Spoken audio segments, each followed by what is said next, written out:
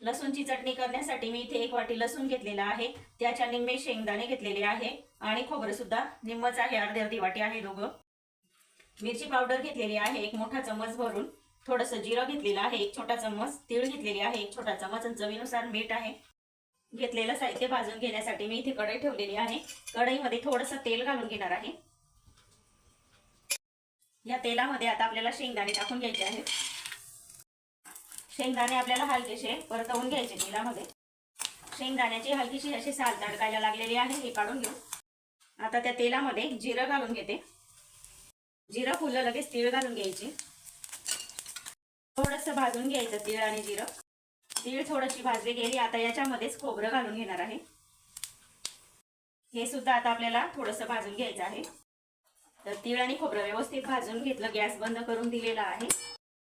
पुन्हा एकदा थोडंसं कढईमध्ये तेल टाकून घेतलेलं आहे आणि हे जे आपण लसूण घेतलेले आहेत हे सुद्धा आपल्याला कुरकुरीत तळून घ्यायचे आहेत. लसूण परतताना एकदम छान असा सुगंध सुवास आलेला आहे आणि लसूण सुद्धा आपले तळून झालेले आहेत.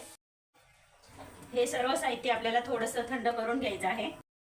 हे साहित्य आपलं गार झालेलं आहे. आता मिक्सरच्या भांड्यामध्ये टाकून याला दळून घेऊ.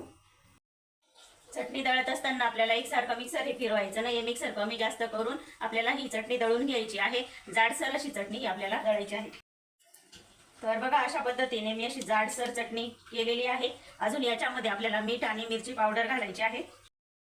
मीठ घालून घेऊ चवीनुसार. मिरची पावडर घालत आहे.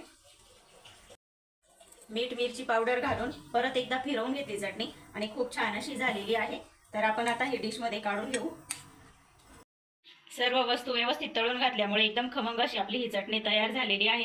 तर तुम्ही सुद्धा या पद्धतीने अशी चटणी तयार करून बघा. तुम्हाला ही चटणीची रेसिपी आवडली असेल तर लाईक शेअर सबस्क्राईब करायला विसरू नका. धन्यवाद.